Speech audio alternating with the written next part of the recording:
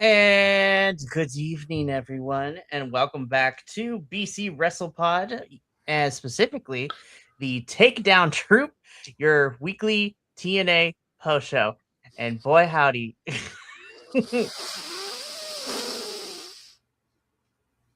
I've had a half a cup of coffee and an energy drink before we went live, so I'm feeling more awake than this crowd was. Yeah. So we gonna get into all of it because this TNA was it felt like last week we had more legs to the show. This week felt like I feel like certain things should have been shown last week. I don't know. Maybe it was just me. The whole thing felt like it was shot out of order. That I remember seeing wait. The main event is Hardy's and Moose versus the System, followed by a Mike Santana versus Nick Nemeth promo. Like that should have been the opener. Seriously, I'm just like, what happened? Anywho, it's just yeah, no, it's so yeah. I okay, but we need to address the elephants in the room, or should I say the elephants that have left the room. Yeah, well, let's talk about that really quickly. Yeah. So y'all know the drill. We go live, social medias, shop, coffee, blah blah blah. But let's get into it because this conversation will probably take up a good chunk of the time, and the episode is going to be easy. So once again, just like last time we were here last week we talked about some of the talents that were granted their release. Right. Last week it was Miley Grace and Steve Macklin. Now, this week we have two people who were behind the scenes that have been let go. One of them we're going to get into detail though, because I have more new information. He went on a podcast and from his side, he told the podcast of how that conversation over Zoom went. So we're going to get into that. And we have another over talent. Zoom. That's rough. That is.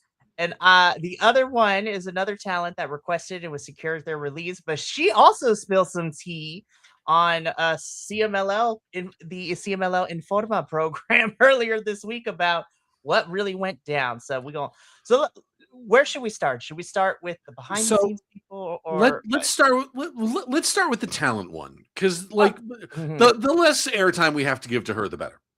Okay, so we'll make this quick. So we're gonna first, Will suggested, we're gonna talk about the talent that requested and granted their release, and that is Tessa Blanchard. Now, what made it interesting for her is that she hasn't been really doing much, and if anybody who has been a wrestling fan for at least the last 7 years at this point already knows everything that went down with her last time she was in TNA. We don't need to rehash that, but if you don't know, you can look it up. I will just say though, Chelsea Green is a girl's girl, and that is all I will say on this situation, because we love Chelsea Green in this household. Mm-hmm.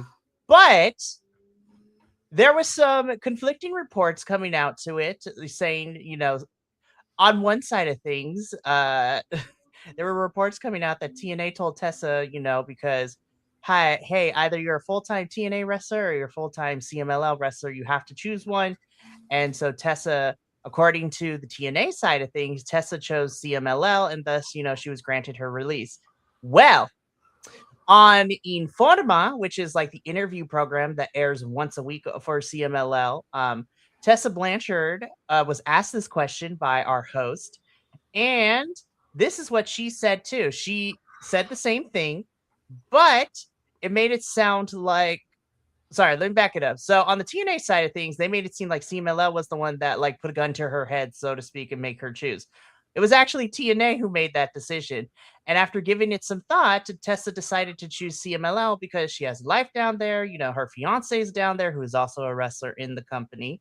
And you know what? She has goals and aspirations in CMLL. So she, says, why not? I'm going to commit fully to CMLL. And, and she also says, I also get paid a little bit more down here too. So I was like, you know what? I ain't mad, girl. Get your coin. Absolutely. So But it seemed that TNA got caught with their pants down, so to speak, because they lied. I was like, that's not a great look, TNA. And then it continued because via Busted Open Radio earlier this week, we learned that Tommy Dreamer and TNA had parted ways, and it's nice about it. He didn't divulge too much information. So Tommy Dreamer is part of the booking and the creative team in TNA behind the scenes, and then he and TNA have parted ways, which translates into he was let go. Yeah.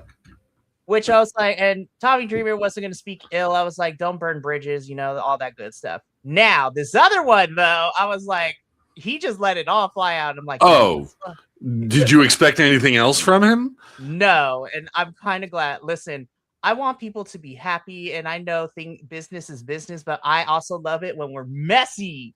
So, the other person from behind the scenes that was let go was, of course, Sami Callihan. So Sami Callihan retired from in-ring competition last year. And so then he was working behind the scenes doing stuff. And apparently, according to this podcast he was on, he did a lot. He helped with the booking. He helped with the writing. He did a lot of the ins and outs. He took on multiple jobs. And he was... So... This is how his day went from his perspective. And so I'm going to say allegedly, because this is from his report. And so we are just reporting what we have been told. So Sami Callihan began the morning being told that, hey, you know what? There's Tommy Dreamer is gone from TNA. There might be a new positioning opening up for you. Some of the talent were like, hey, Tommy's gone. So I know you've been trying to work to be creative full time. And so he's like, the talent were telling him, hey, we've heard some rumbling that they're going to meet with you, and they're like, okay, cool. So Sami Callihan woke up this morning, and he's like, oh, bet this might turn out to be. Then when he started to think about it, and then when he received the email of the Zoom call that he was going to be a part of, and then when he was in the Zoom call, he saw who was there, and he's like, wait a minute, these people aren't normally here. And then Sami put 2 and 2 together. He's like, oh, I'm about to get fired. That is exactly what happened. They future endeavored our boy Sami Callihan, and he admitted, he asked questions. He may have also let a few explicits fly out, which understandably so, because this man gave his blood, sweat, and tears to this company, both as a performer and as a behind the scenes person. And Sami is just very disappointed. At the end of the day, he has processed through all his emotions. He's frustrated, he's angry, but more importantly than anything, he said that he was just disappointed. And he loves TNA, he believed in it, he wanted to do right by it, and right now he's just in the middle of, well, I mean, it's gonna hurt for a little bit, but once that's done and over with, we'll see where it goes. But yeah, I was just like, TNA, this is insane. Like, what is happening? I know they're consolidating right now, but Sami Callihan, I was like, damn, y'all, what are we doing? So, with all of that,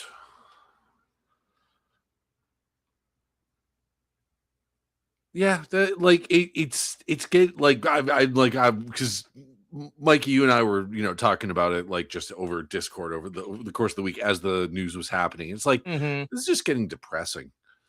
Oh, and see, the real pièce de résistance of all of this is basically, and I don't know if this has been confirmed or not, or if this is still just a rumor or what have you, but evidently there's already some talks about who they're bringing in to take over for Tommy Dreamer. Road Dogg. That has been the reports, and I know a lot of people are just like, well, okay, let me give you this side. So Road Dogg, longest time, was in WWE, part of the writing and creative and the booking team over in WWE. And I will just say this. I never truly thought Road Dogg was the problem with everything that has been happening with WWE in the last 2-3 years.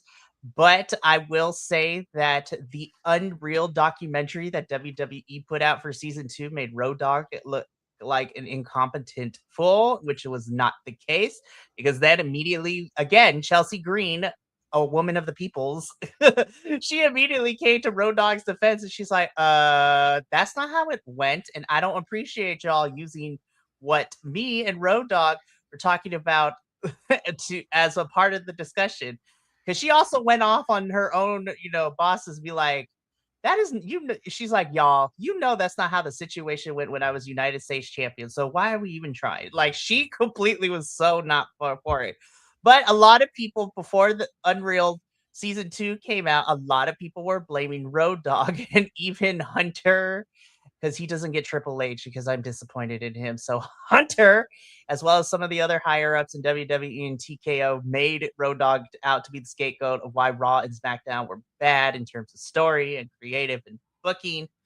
And then we come to find out, as soon as Road Dogg, quote unquote, resigns, because he's like, I'm not about to get fired because I got other things to think about. And then we come to find out, and it all comes flooding out like Road Dogg was not the issue. So I'm just sitting here and I'm just like, well, here's the other thing about this. There's like, right, something stinks about this. This is wild. This is like call me a tinfoil hat if you must, but like, think about it. Hunter is in charge of WWE, the main roster. Mm-hmm. Shawn Michaels is in charge of NXT. Mm-hmm. Undertaker is in charge of AAA. Mm-hmm. All three of those guys are Vince goons. Mm-hmm. They are following his playbook to a T. Mm-hmm. And Road Dogg can't be far behind in that. You know? Like, don't get me wrong, of the members of D-Generation X, he's probably my favorite. But I also have to acknowledge that dude is kind of a Hunter crony. Mm-hmm. So, like, pair that with Carlos Silva taking an axe wherever he can, whenever he can, clearly. This is...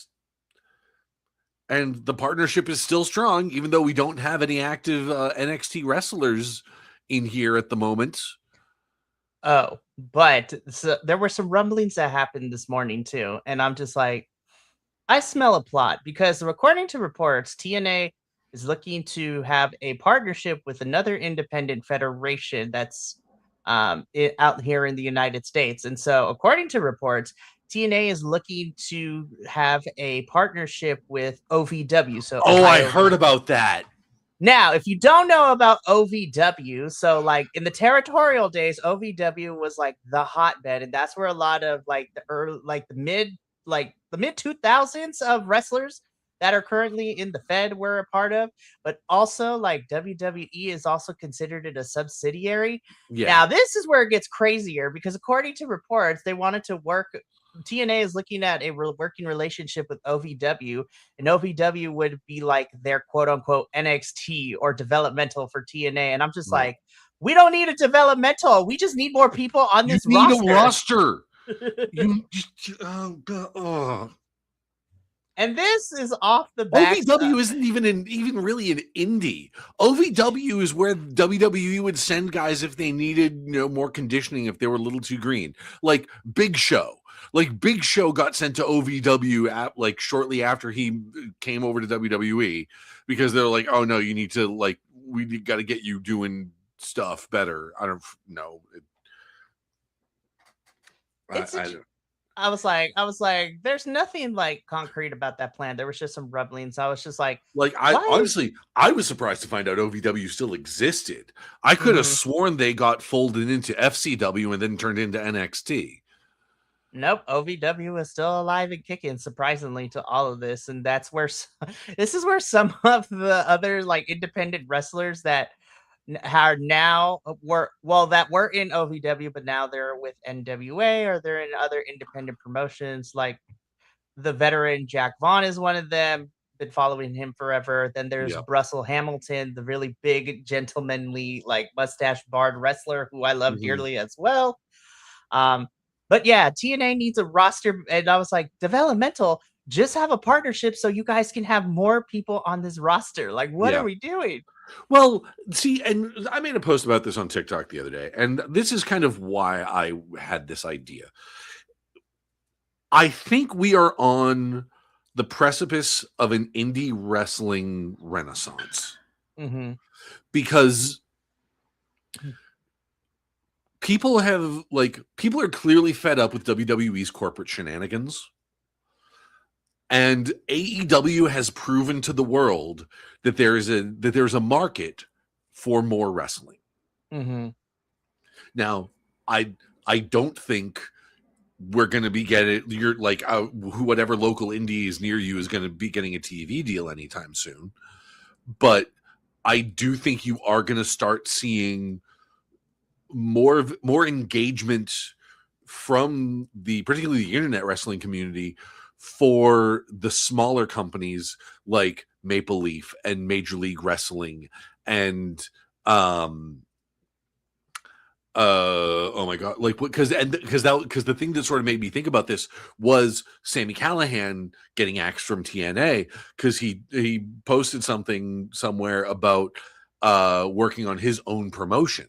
On top of that, Nikki Cross and Big Damo, they are the new owners of Progress. Yeah, exactly. So I think you're gonna see a boom of indie wrestling promotions, and on top of that, hearing some of the horror stories that people are saying, bringing out of their experiences with TNA, not only from people like Sami Callihan getting the axe, but also I don't even know how recent this story is, but I've only heard about it recently.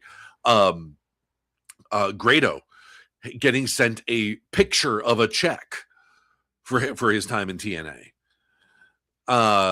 This is a guy who will probably never get on TV to any satisfying degree because half of his gimmick is his entrance and nobody wants to pay Madonna money. Unless you are Tony Khan. I mean, Tony Khan might do it for a one-off, but and because Grado has appeared on AEW television as a one-off, and he's like, "All right, we're gonna pay for this real quick. We'll do this once." I was like, "Love it." Well, okay, but kind of this is tangentially related to, but going to what you were saying about independent wrestling boom, because a lot of people are getting tired of WWE. Right. They're getting nonsense. tired of WWE's shtick. TNA is clearly circling the drain, and AEW's roster is already a little too bloated. So you're going to see a lot of these people. I did a little research the other day and I've said a million times on this podcast, Danny Luna, one of my favorite wrestlers from TNA. And I looked up to see what she had been doing. Not much. She's taken a few indie dates, but from the sounds of it, she's just kind of doubling down, focusing on herself, not trying to work on getting to another big promotion or anything like that. And honestly, I think I think that's smart of her because WWE would clearly just chew her up and spit her out. AEW has too many people already, and TNA clearly didn't want something went wrong with TNA for her. So get her to Progress, get her to Rev Pro, get her to if you want to keep her in the UK anyway, that's get her Progress, Rev Pro, send her over to WXW in Germany. That's Germany, right? Yeah, WXW is Germany. Shoot, I would send her also to Eve too in the UK, which is absolutely co-owned by Will Ospreay. So and I mean, AEW has already been and is continuing to send some of their girls over to the Eve shows. This upcoming one next week, we're gonna have Sky Blue have a match in Eve against Emerson Jane. So that's gonna be fun. And then you know what? It would be perfect for Danny Luna to come in at this point too, because we have we have a former WWE Women's UK champion when her, after being let go from the company. We have Kaylee Ray back in Eve in the British UK wrestling. I was like, I love you, Kaylee Ray. So happy to see her. So yeah, and I think it's because you're gonna see there's going to be someone else. There's going to be another third option. There's going to be another third big promotion. and it's not going to be TNA. Mm-mm. Like, honestly, I think there would be a certain poetic justice if it ended up being Maple Leaf. Scott Demore just sitting there going like, "Oh, you're gonna give me the axe? Fuck you! I'm gonna make another company big."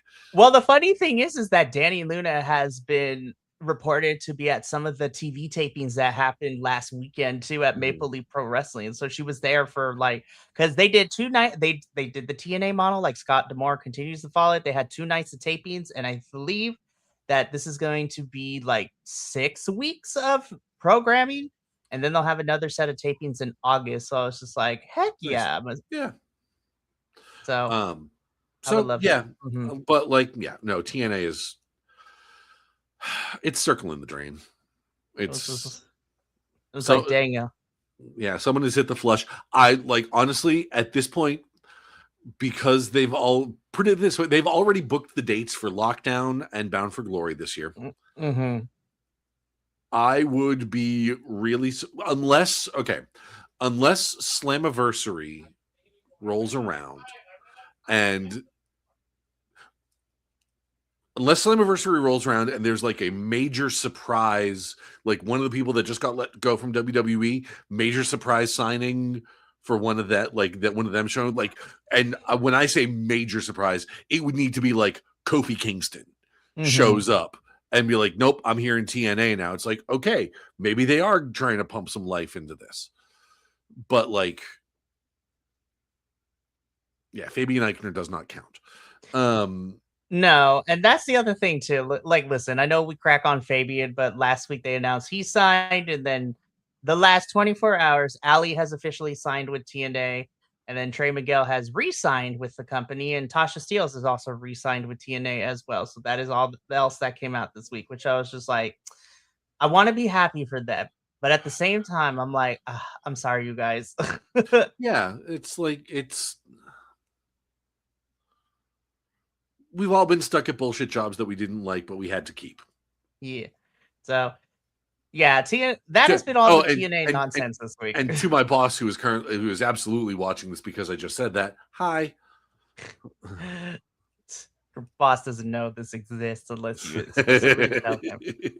And it's not because of you. I was just like, your boss would have to have some sort of niche desire to watch you and your random friend on the internet talk about wrestling. I mean, who knows? But you're fine. Yeah. Anyway, let's we actually have an episode of wrestling to talk about. Do we though? I mean, we do. Sort of. How much we'll have to say about it is up in the air, but I feel like we're stuck in neutral because it's like we know all the last week was better because they announced the rest of the card for Slammiversary, and then it's just like, don't forget Slammiversary. You know what? I think you know what it is. I think they listened to us a little too closely. Remember how all of the times that we have said, they're booking the match for the next pay-per-view like the day before the pay-per-view, like with zero build. Now it's just all build. It's like we finished our homework 3 weeks ago, guys. Aren't you proud of us? It's like, no, now we have nothing to fucking watch. I was like, that's cool and everything, but we need to have things make it make sense, bestie. Like when we get to our main event match, I was like, make it make sense because the Hardys quote unquote died after the Wicked Garden match, and then magically they're back. I'm just like, oh my goodness. We'll get into that. Also, Moose, never wear that again. I was like, it does not fit you, boo boo. Love you, but no. But all right, let's get into this TNA episode because we do got an episode to talk about. And don't worry, we'll probably be back next week to start the episode with more shenanigans. Hopefully not, but we'll see. Let's kick things off though. Zaya Brookside cuts a promo in the ring again. It's the same thing that we've been hearing when we started this feud with her and Lang Lee. Lang Lee also, she interrupts. They get into a brawl. Apparently, she chipped a tooth somewhere along the way, according to the injury report. I don't know how quote. I think the injury report's just making shit up at this point. I was like, because I'm like, I rewatched it. I was like, there is no way in hell she chipped a tooth. Okay, TNA, you don't have enough people on your roster to be injured. You don't have to make shit up on the injury report if you don't have anyone injured. That is time hear me out on this. That is time that you could do to put on this is going to be a bold idea, cutting edge of sports entertainment programming. A wrestling match. That doesn't involve the Hardys. That's insane. Like, okay, when we get to a certain match, I was just like, I don't know why it's here, but like, we could have more of these matches if you're looking to at least get people to have their reps in. But yeah, this is setting everything up. Like Laying Lee and Zaya Brookside fight. Laying Lee stands tall at the end of this. I was like, I get the sneaking suspicion that there is a possibility that Zaya Brookside might walk out of Slammiversary as champion. This whole episode felt like Groundhog Day. It's like, I've seen this episode before. It's a different order. Like they edited it differently so that it's a different order of the same things happening. But no, this is Groundhog Day. It really is. It's things that we have seen in previous weeks, or like this thing right here. This is things we saw like 5 times in this single episode. Oh. Now, this is before the match. So Casey and Mike Santana are talking, and Casey's like, I need you and Nick to be on the same page because we got to take care of Order 4. So I need y'all to get it together for one match. So explain it to me like I'm 5. All right.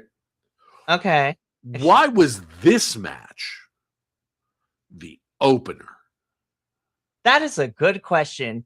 And well, honey, let me tell you something. Since we're explaining this should have been the main event. In all honesty, it was. And let me tell you, they didn't. The opening match was the main event. That is, Mikey, I'm not sure if you intended it to be, but that is the shadiest thing I have ever heard you say. That is the sickest burn I have ever heard you utter. And it was a master. That is, oh, that's so good. Thank you. That is my time. That is the greatest achievement I will ever achieve in this podcast right here. No, but tell me I'm wrong. Like, I'm being so for real. Because, okay, right? Because the way that we built this up, because we fast forwarding to the end of the show, we end the show with Mike Santana and Nick Nemeth, getting on the mic chain, jabs at each other. We told this story in the wrong order. Listen, as a teacher, sequencing the events of a story is a 2nd grade level skill. And TNA failed the assignment because they told their stories out of order, and the flow was just all over the place. And TNA, okay. You are not Quentin Tarantino. You cannot Quentin Tarantino pro wrestling, okay?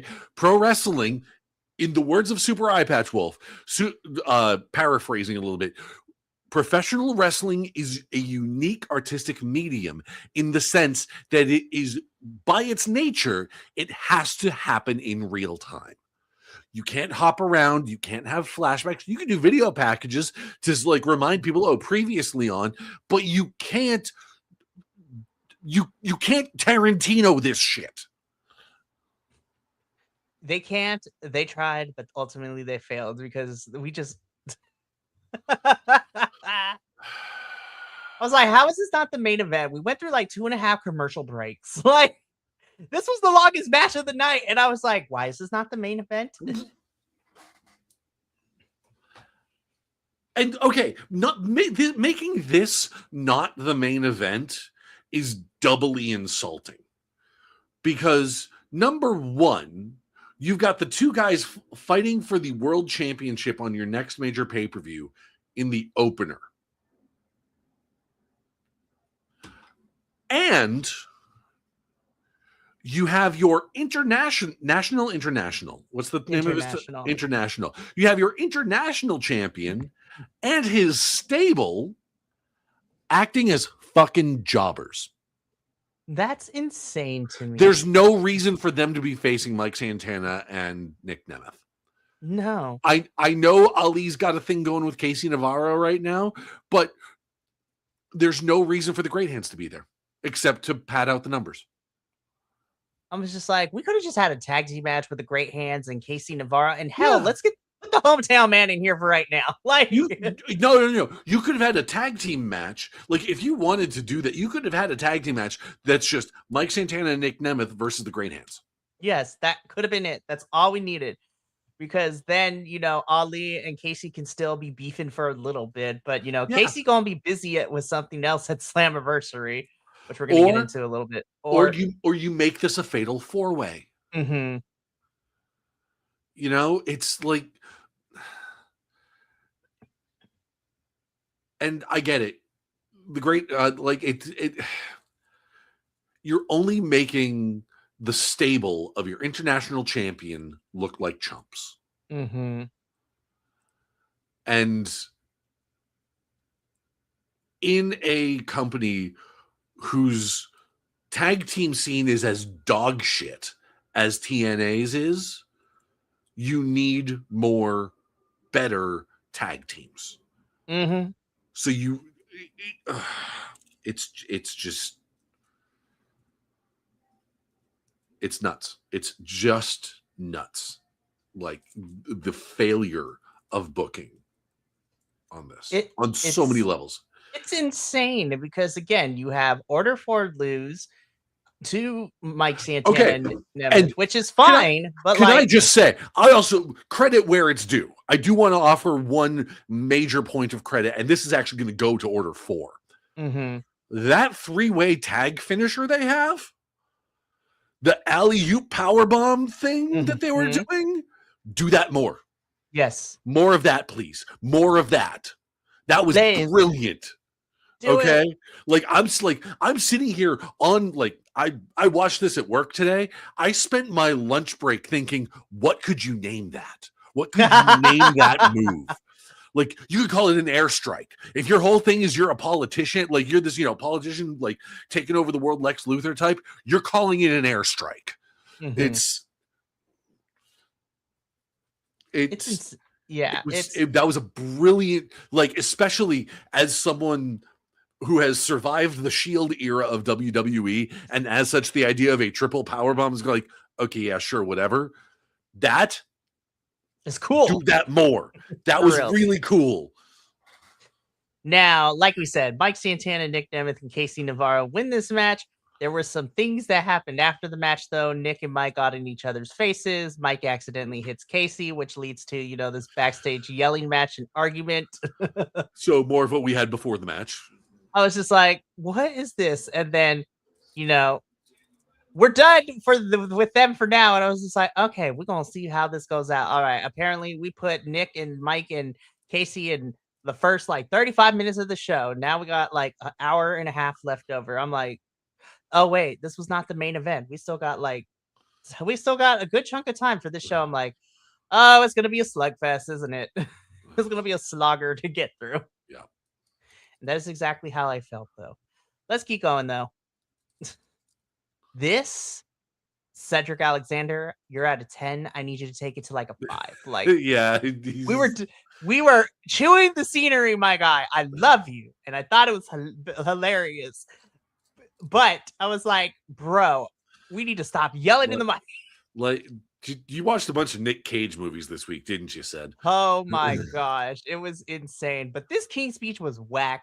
We could have we didn't even need Frankie Kazarian. The only reason he was there to announce that he is in the Ultimate X match at Slammiversary. We could have just had Leon and Cedric Alexander just be beefing and on the microphone with each other. I was just like, y'all are in Ultimate X. You could just fight. It's fine. But this King speech was whack. Yeah. It was just here to get Frankie Kazarian announcing that he is in the Ultimate X match for the X Division Championship at Slammiversary. I was like, damn, Maxine Waters, you wasted my time that I'm never going to get back. But yeah, Cedric, love you. But I have nothing else to add for this. This was just Cedric, dial back on the Nick Cage a little bit and love you. Love Nick Cage, but love Cedric Alexander, but I need you to not yell in the microphone. This That's is, all I want. Cedric Alexander standing over here like Nigel Tufnell going like, but these goes to 11. Oh man. Listen, Cedric, I'm not gonna lie, this was a bad segment, but you made it entertaining. I actually got a kick out of it. I was like, darn it, Cedric, this was bad, but thank you for making me chuckle. Anyways. I cannot believe we actually did this for AJ. I was just like, oh, this is beautiful. This is stupid, but this is beautiful. I was sports entertained. It's yes. That's as we've come to learn to say here in TNA, we were sports entertained. Yep. It was dumb as hell, but I was sports entertained. I'm just sitting here. I was just like, oh, dang, AJ, we brought back the VH1 MTV. Well, and even saying that he wants to be like Suge Knight. It's like, it's like Suge Knight doesn't want to be like Suge Knight, man. I was just like, where he at? Where he at now? Yeah, right? Oh, my goodness. But yes, we were dumb, but we were sports entertained. Yep. Listen. Thankfully, Ricky Sosa's visa issues were fixed. Thank you for that, because it's not his fault that he has been missing from our screen for a little bit. And I'm going to be honest, if TNA would give us more matches like that, where we essentially have tune-up matches to showcase the talent on your roster, because that's essentially what it was. So I was just like, okay, Ricky, I see you. Okay, but here's the thing. They need to limit it to one. Yes. Just one highlight squash jobber match, and not like half a dozen Elena Black. Oh Lord, we gonna get to her.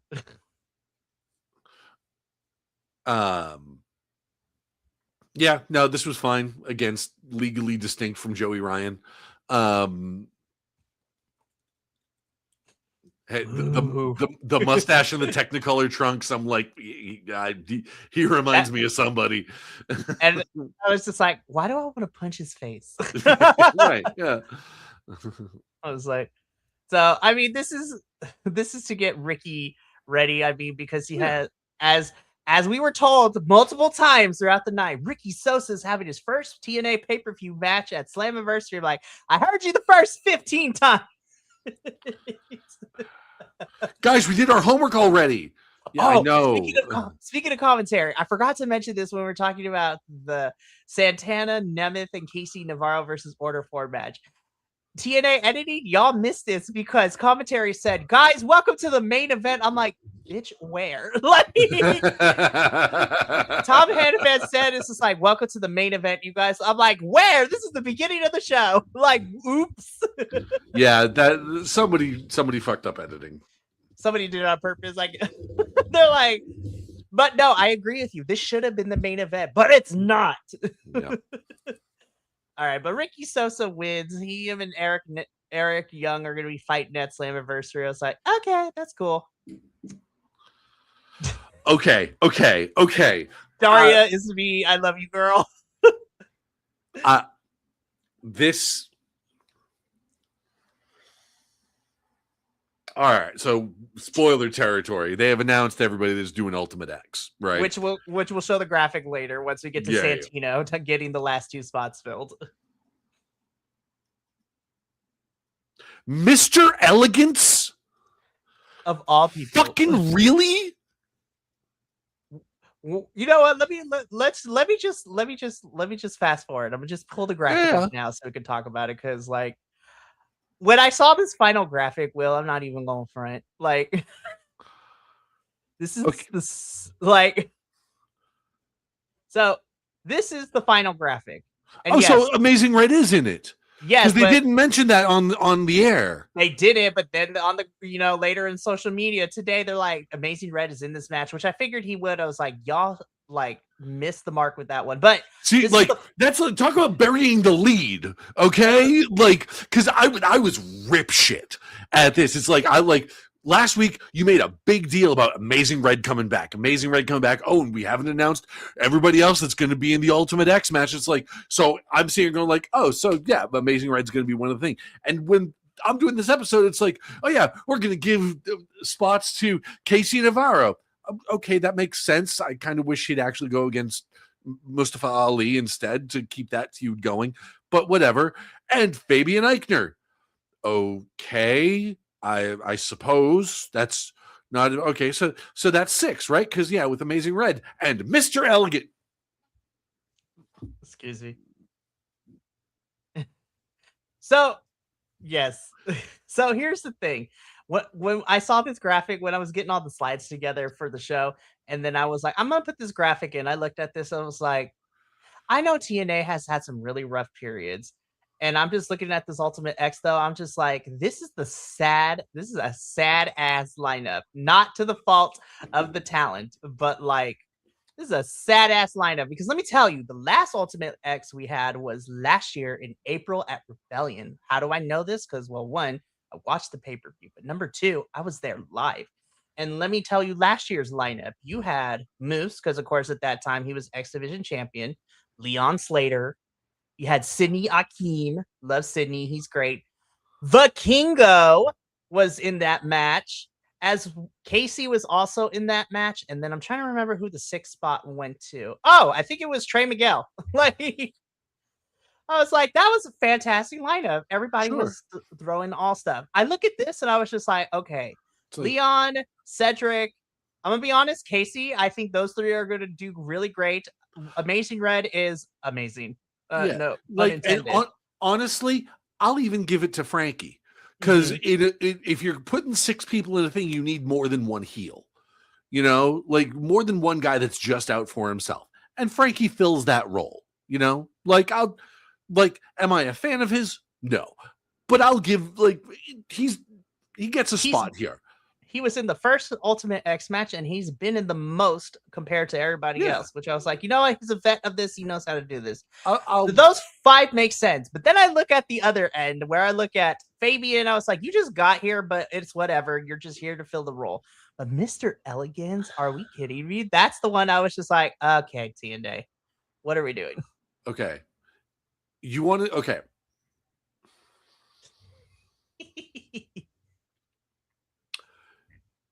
Get rid of Timo Claudio Castagnoli. Get rid of Mr. Elephants. No, Mr. Irrelevance. That's I'm not going to steal Marky D's name for him. I'm going to call him Mr. Irrelevance. Guys, you have 2 wrestlers that would be perfect for this kind of a match if you wanted to up the stakes for Casey Navarro. Casey Navarro don't get me wrong, he's earned a spot here for his performance, but he's not really doing much storyline wise. Why wouldn't you just put in AJ Francis and Mustafa Ali into this match? AJ makes sense. Now, they also haven't done a good job for Ali, but all the championships will be defended at Slammiversary is what we have been told. So Ali will be having an open challenge match. So I have no idea who's about to walk through that door. Yeah, that one, like I said, that like if that's going to be one of those like former WWE folks that recently got released and like, God, who could it be? Like of the people that got released. I'm trying to think if I were to see now. I'm thinking. Oh, okay. You know what would be fun? If they were allowed to at least bring a similar gimmick from WWE, have Mustafa Ali defend it against Bo Dallas. Maybe. I mean, obviously, he would not legally be able to use the name Uncle Howdy, but bring that same kind of like Wyatt Six energy to this, you know. That could, or at least if you've or hell, bring the whole Wyatt. I mean, obviously not Nikki Cross because she's over in Progress and she's doing that. Yeah, but like hell, if you've got Order 4 in the corner. Bring the Wyatt 6 to the other corner. We are very serious and government agents versus like we are insane and we have the ghost of Bray Wyatt at our backs. Amazing. So we'll see what happens because Ali has gone on record saying that, this international championship is he wants to defeat wrestlers from around the world. I was like, I don't know how visa issues are going to be, but we'll see, Ali. We'll see. I'm hoping you get someone good. But anyways, yeah. So this segment, we got Mr. Elegance in here. Daria is so unimpressed. And I'm like, Daria, girl, me too. Yeah. All right, hold up. Hang on. Everybody get their devil horns ready. Be like... This match was not good. This sucked. One, it was hella short. I wasn't expecting it to go 15 minutes, but damn. And then also, like, at the end of this match, I was just like, I don't know why I asked this question, but what are we doing? Like, what are we doing? Like, I was like, it was just like, you have Lei Lee and Zaya Brookside fighting over the title right now. Rosemary and the Elegance girls are going to be going at it at Slammiversary. So that just leaves the rest of the women's division doing nothing. And it seems like we're heading towards some sort of indie and Ash by Elegance feud. I was just like, who's writing this?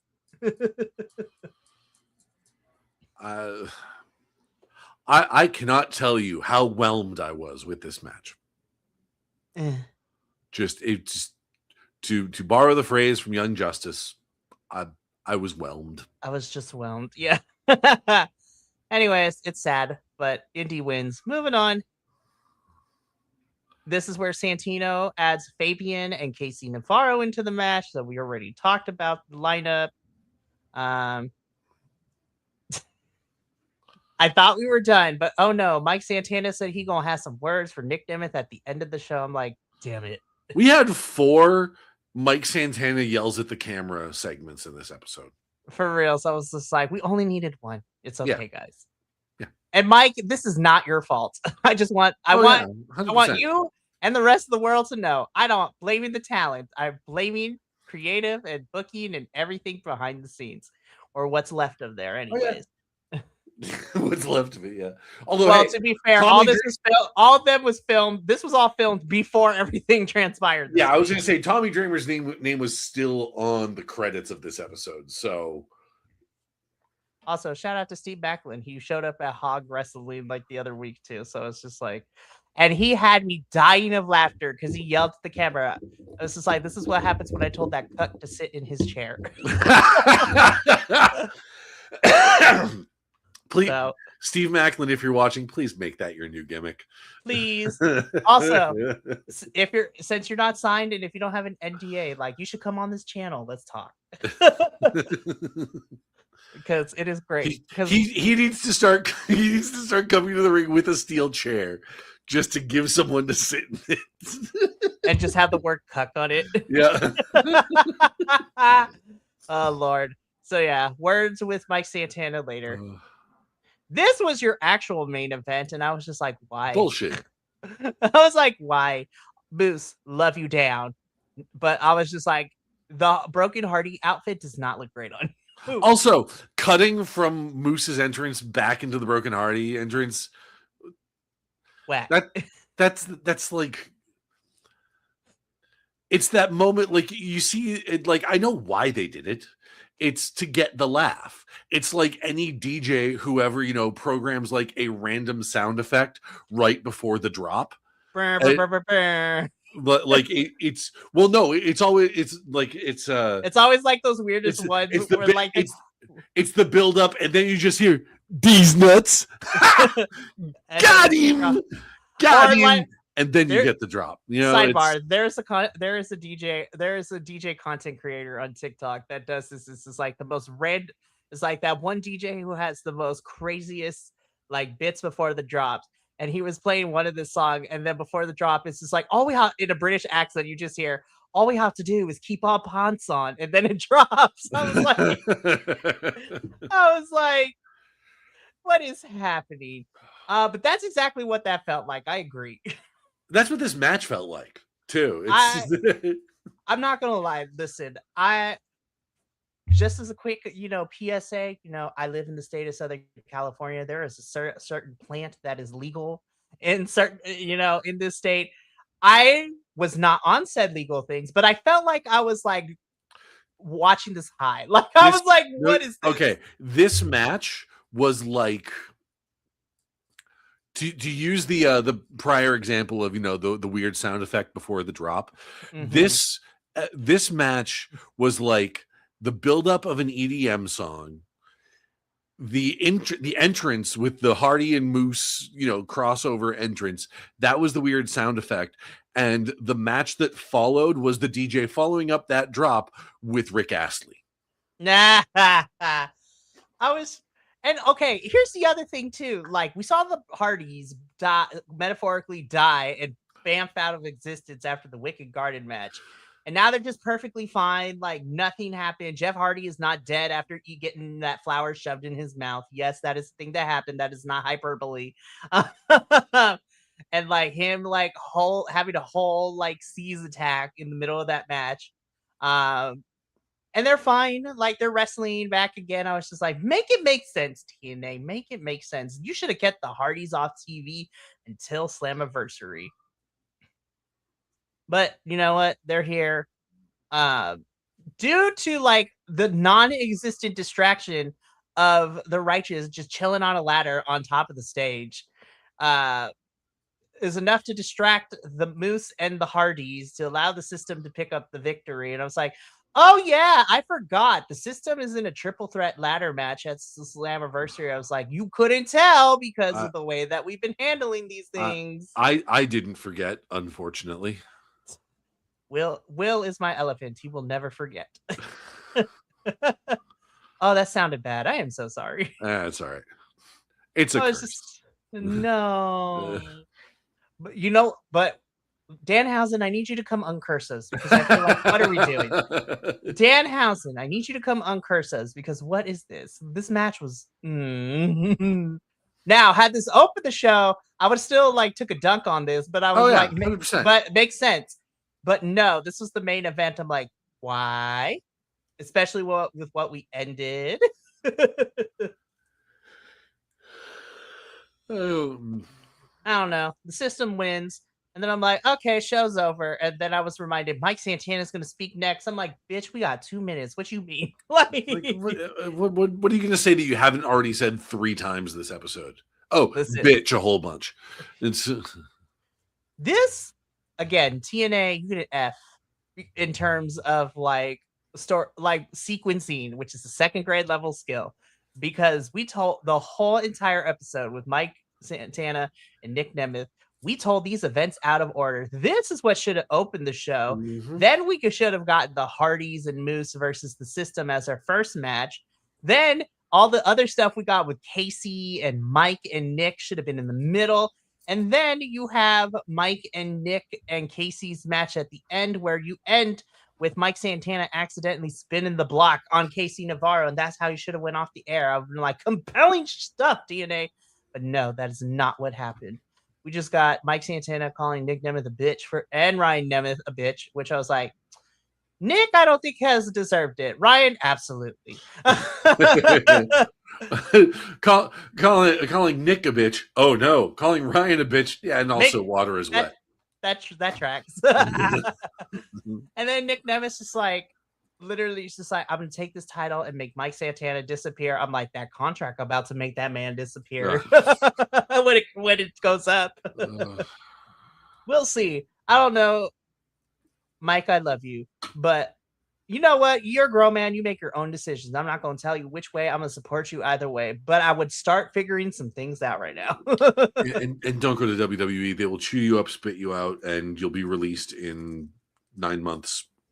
Michael Santana, if there's one thing that you should not do, please don't go to WWE, because we have a fake luchador be the most over Latin superstar in that company right now.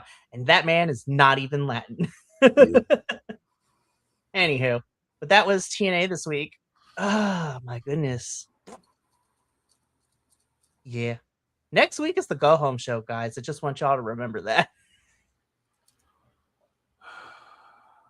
And it's going to be the same as what we just watched. Yep. There might be we might have an Undead Realm match instead.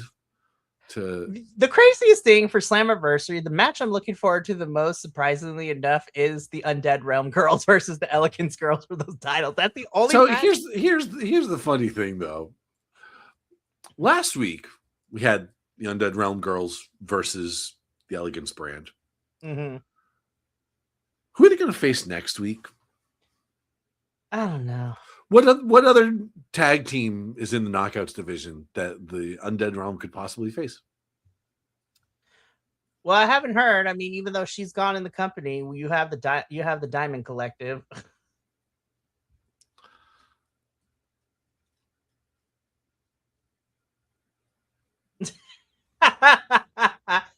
I'm trying to, because I know it's Crawford and it's Crawford, Mila Moore, and Mila Moore. Thank you. At the time of this recording, it's Tessa Blanchard too. Well, we'll see if they let that go to air with her current current status. But no, we had to break up Spitfire, which was Danny Luna and Jody Brett. No, I remember. We had to break up Spitfire, and we had to get rid of Miley Grace, who was the other half of the tag team with Harley Hudson. I don't know.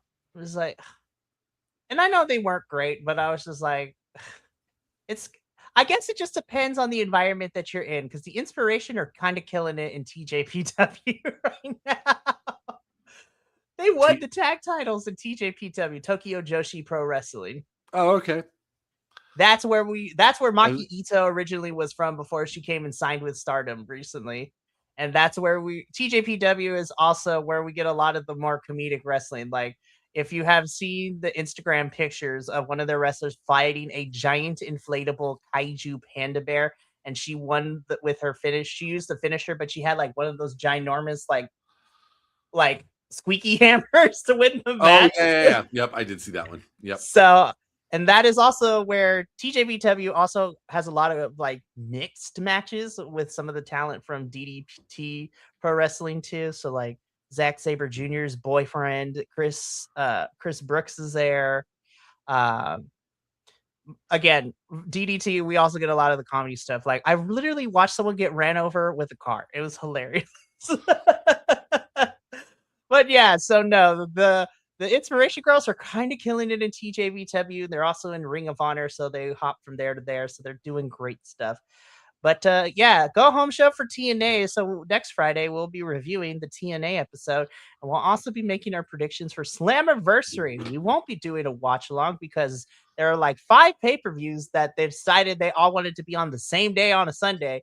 And we're only doing a watch along for one. And I decided we're doing a watch along for Forbidden Door. Which again, the right choice. Yes, exactly. Well, especially because of the matches that we're getting. And some people are like, there's not enough crossover. I was like, guys, it is 2026 here in a certain Orange Cheetos America. I was like, these visas are hard right now. Yeah. A lot of our talent in AEW are struggling to get back here. Not because they don't want to, but because the climate is making it hard for them to return even on a work visa. But the matches we do have are going to be great. Like Mark Briscoe's going to bleed. It's going to be fantastic in that 6-on-6 cage match. Darby's probably going to die again for the 80,000th time. I'm very interested to see how Cope and Cage go up against the Dogs for the tag titles, which was officially made. I am going to say, though, Swerve and Ospreay, that match going to eat. That match go off. And then, because the internet spoiled some stuff for me, but I'm also excited. It's going to be some good stuff. I'm really excited. It's going to be a fun one. And I'm very interested to see who Mercedes faces in the final of the Owen at Forbidden Door. It's either going to be Maya World or it's going to be the Fallen Goddess Athena. But I'm like, Black Excellence. Let's go. Oh, yeah. Also, speaking of Black Excellence, happy Juneteenth, y'all. I forgot to say it at the beginning of the show, but we here at BC Wrestle Pod stand with all of our brothers and sisters and all the marginalized group. So happy Juneteenth. And yes, the colors are red, white, and blue. Though the patterns of the traditional garb of Africa, and this is from a friend of mine that told me this, The colors of Juneteenth are red, white, and blue, so let's not get it twisted. But yes, that is going to be it for us here tonight. Will and I will be back next Friday, hopefully, to talk about the Go Home show, probably dunk on some more TNA. We'll probably have more news to talk about because Lord knows at this point it's just a weekly occurrence. Money's on Elijah. Probably. Lord help us. But yeah, so that is going to be us next Friday. But next week is the final week before I go on vacation. And we have a pretty fun week next week. Monday, we are going to talk about some things that we actually like because we're going to be talking about Ring of Honor's Global Wars, which saw the stars of Ring of Honor, CMLL, and Stardom cross over with each other. We had some really cool matches, some really fun stuff. It was a lot of fun. And then, of course, our regular shows of AEW on Tuesday, which is also another go home show, as we will be making predictions for Forbidden Door, at least at the time of that recording. And then Tony Khan will add like 20 more matches as the week goes on. Tony, I love you, but like 5 hours, it's like my butt cheeks are sore. By the end of it, I was like, it's a long sitting, y'all. Tuesday, we have, that's Tuesday. Wednesday is NXT and CMLL. And then we will have TNA on Friday. So it's going to be some good stuff. We're going to have a good time and, some good vibes. It's going to be fun, at least. We're going to entertain y'all.